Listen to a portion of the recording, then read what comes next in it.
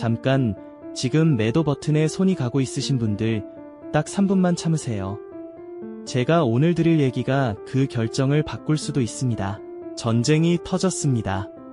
뉴스는 온통 이란 얘기고 주가는 흔들리고 주변에선 다들 팔아야 하는 거 아니냐고 합니다.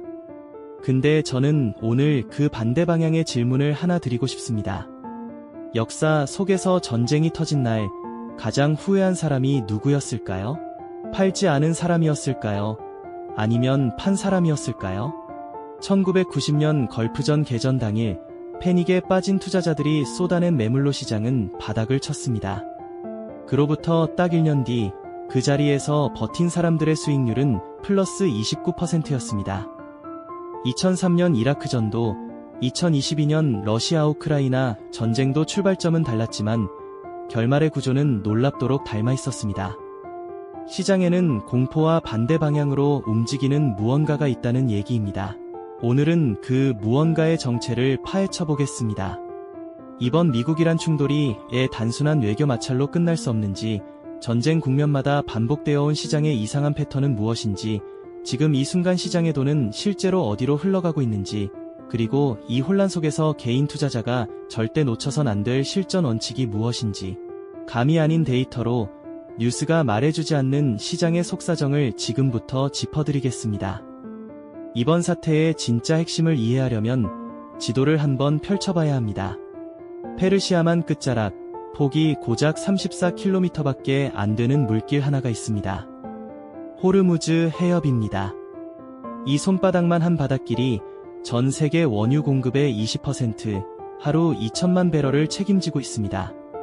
사우디, 이라크, UAE, 쿠웨이트, 중동 산유국 대부분이 이 길 하나를 통해서만 원유를 세상에 내보낼 수 있습니다. 이란이 이 해협에 손을 대는 순간 도미노가 시작됩니다. 도미노의 첫 번째 패는 유가입니다. 시장은 실제 공급 차질이 벌어지기도 전에 먼저 반응합니다. 2012년 이란이 해협 봉쇄를 입에 올리기만 했을 때 유가는 며칠 만에 $10 가까이 뛰었습니다. 실제로 봉쇄가 현실화된다면 어떻게 될까요? JP모건을 비롯한 주요 투자은행들은 배럴당 $100 돌파를 기본 시나리오로 보고 있고 일부는 $120까지 열어두고 있습니다. 현재 유가가 $75에서 $85 사이라는 걸 감안하면 적게는 20%, 많게는 50% 가까이 오르는 셈입니다. 두 번째 패는 우리 일상으로 직접 파고듭니다. 유가가 오르면 마트 진열대의 물건값이 오릅니다. 물건을 나르는 트럭도 공장에 원자재를 실어오는 배도 전부 기름으로 움직이기 때문입니다. 2021년 에너지 가격이 급등했을 때 미국 물가 상승률이 7%를 넘어 40년 만에 최고치를 찍었던 걸 기억하실 겁니다. 그 악몽이 다시 소환될 수 있다는 겁니다. 세 번째 패가 떨어지면 상황은 더 꼬입니다. 물가가 다시 오르기 시작하면 연준은 금리를 내리고 싶어도 내릴 수 없게 됩니다. 지금 시장은 금리 인하를 기다리며 버티고 있는데 그 기대가 한순간에 무너지는 겁니다. 그리고 네 번째 패, 금리가 높게 유지되면 기업들의 이자 부담이 늘고 소비가 죽고 실적이 꺾이면서 주가는 아래를 향합니다. 유가에서 시작된 충격이 물가, 금리, 주가로 차례로 전이되는 구조, 투자자들이 지금 가장 두려워하는 시나리오입니다. 그런데 여기서 반전이 있습니다. 이 모든 최악의 시나리오가 실제로 일어나지 않아도 된다는 겁니다. 이란이 단지 봉쇄할 수도 있다는 말 한마디만 꺼내도 시장은 이미 흔들립니다. 결국 이번 사태에서 가장 강력한 무기는 미사일이 아니라 불확실성 그 자체인 셈입니다. 그렇다면 이 불확실성이 극대화된 상황에서 시장은 어떻게 움직여왔을까요? 여기서 역사가 아주 흥미로운 장면을 보여줍니다. 걸프전으로 다시 돌아가 보겠습니다. 이라크가 쿠웨이트를 침공한 1990년 8월부터 미국이 반격을 개시한 1991년 1월 사이 시장은 최고점 대비 18% 넘게 빠졌습니다. 공포가 시장을 완전히 지배하고 있었죠. 그런데 미국이 공습을 시작한 바로 그날 시장은 하루 만에 3.7% 올랐습니다. 전쟁이 시작됐는데 오히려 오른 겁니다. 그 후 1년 동안 수익률은 약 30%에 달했습니다. 2003년 이라크전도 개전 당일 시장이 상승으로 화답했고 이후 1년 수익률은 35%였습니다. 심지어 6.25 전쟁 때도 러시아가 우크라이나를 침공한 2022년에도 단기 급락 이후 빠른 반등이 나타났습니다.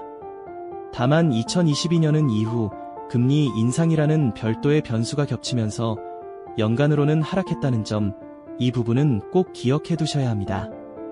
이 패턴의 이유를 한 문장으로 설명하면 이렇습니다. 시장이 진짜 두려워하는 건 나쁜 뉴스가 아니라 얼마나 나쁠지 모르는 상태입니다. 전쟁이 일어나기 전 시장은 온갖 최악의 시나리오를 머릿속에서 그리며 그걸 가격에 먼저 반영합니다. 공급이 완전히 끊기면 어쩌지, 세계 경제가 멈추면 어쩌지, 이 상상들이 실제 숫자보다 훨씬 빠르게 시장을 끌어내립니다. 그러다 막상 전쟁이 현실이 되면 안개가 걷히기 시작합니다. 막연한 공포가 계산 가능한 문제로 바뀌는 순간 시장은 바닥을 찍고 방향을 틉니다. 월스트리트가 오래전부터 되뇌어온 말이 있습니다. 소문에 팔고 사실에 사라. 이 역설이 전쟁 국면에서 반복적으로 증명되어 온 겁니다. 물론 이 패턴이 이번에도 그대로 재현된다고 단정할 수는 없습니다. 전쟁의 성격도 당시의 경제 조건도 매번 다릅니다.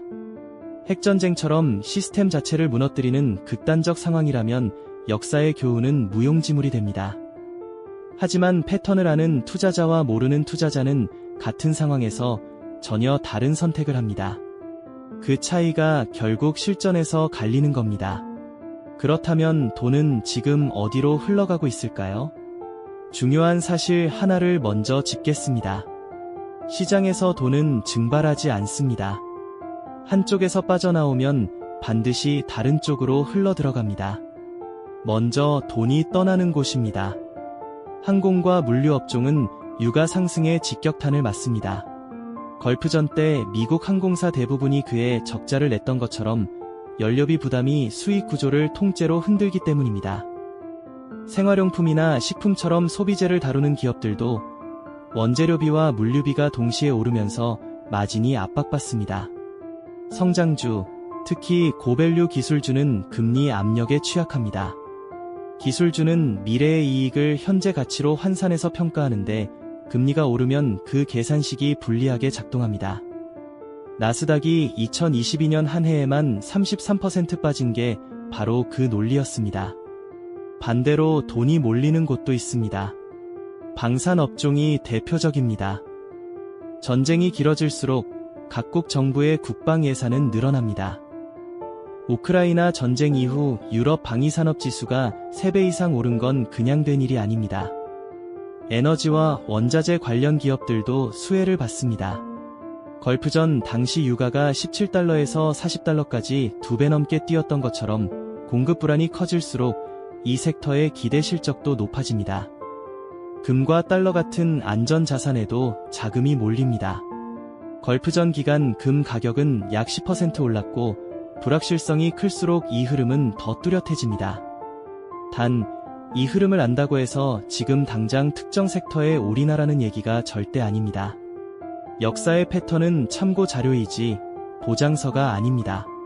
같은 전쟁이라도 그 안에 끼어있는 금리 환경, 경기 흐름, 외교 변수에 따라 결과는 완전히 달라질 수 있습니다.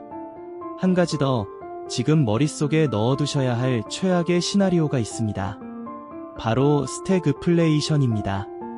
물가는 치솟는데 경기는 뒷걸음치는 상황. 1970년대 오일 쇼크 때 미국이 정확히 이걸 겪었습니다.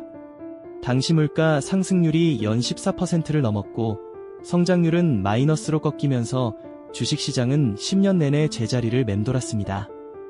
이번에 이 시나리오가 펼쳐지려면 호르무즈 해협이 실제로 장기간 막히고 미국과 유럽의 경기 둔화가 동시에 겹치고 중앙은행이 금리를 다시 올리는 세 가지가 한꺼번에 터져야 합니다. 지금 당장 그 조건이 다 갖춰진 건 아닙니다. 하지만 전쟁이 생각보다 길어진다면 이 카드는 반드시 테이블 위에 올라옵니다. 공포를 키우자는 게 아니라 최악을 알아야 최악에 흔들리지 않을 수 있기 때문입니다. 마지막으로 지금 이 상황에서 개인 투자자가 취할 수 있는 현실적인 태도를 말씀드리겠습니다. 전쟁 소식이 터지면 두 부류의 투자자가 나타납니다. 전부 팔아버리는 사람과 반등을 확신하며 전부 사버리는 사람. 그리고 그 두 부류 모두 대부분 나중에 후회합니다. 왜냐하면 전쟁 국면의 시장은 하루에 3% 오르고 다음 날 4% 빠지는 식으로 방향을 종잡을 수 없기 때문입니다. 이런 장에서 단 한 번의 판단으로 승부를 보려 하면 버티기가 어렵습니다. 대신 이렇게 접근하시길 권합니다. 투자 자금을 여러 번에 나누어 집행하는 겁니다. 1천만 원을 넣을 계획이라면 한 번에 넣지 말고 시장이 추가로 빠지는 구간마다 조금씩 순서대로 집행하세요. 이렇게 하면 최고점에 몰빵하는 최악의 실수를 피하면서 평균 단가를 낮출 수 있습니다. 그리고 반드시 먼저 따져보셔야 할 게 있습니다. 지금 투자하려는 돈이 1년 안에 써야 할 돈인지 3년 이상 묵혀둘 수 있는 돈인지입니다. 전세금, 학비, 생활 예비비는 시장에 들어오는 순간 리스크가 됩니다. 폭풍 속에서 단기 자금으로 배를 띄우면 방향이 맞아도 폭풍이 배를 뒤집어버릴 수 있습니다. 원금을 지키는 게 수익을 내는 것보다 먼저입니다. 마지막으로 가장 중요한 한 가지입니다. 지금 미리 자신만의 행동 기준을 숫자로 만들어 두세요. 유가가 $100를 넘으면 에너지 섹터 비중을 다시 본다. 지수가 추가로 10% 더 빠지면 분할 매수 2회차를 집행한다. 이렇게 조건을 미리 정해두면 시장이 흔들려도 감정이 아닌 계획으로 움직일 수 있습니다. 공포가 절정인 순간에 냉정하게 버튼을 누르는 사람. 역사를 보면 결국 그 사람이 이 국면을 기회로 만들어 왔습니다. 시장은 지금 최악의 상상을 가격에 반영하는 중입니다. 그 공포가 걷히는 순간이 언제일지는 아무도 모릅니다. 하지만 한 가지는 분명합니다. 그 순간을 맞이할 준비가 된 사람과 그렇지 않은 사람의 결과는 언제나 달랐습니다. 이 영상이 도움이 되셨다면 좋아요와 구독 부탁드립니다. 여러분의 응원이 제게 큰 힘이 됩니다. 다음 영상에서도 더 유용한 정보를 공유하겠습니다. 감사합니다.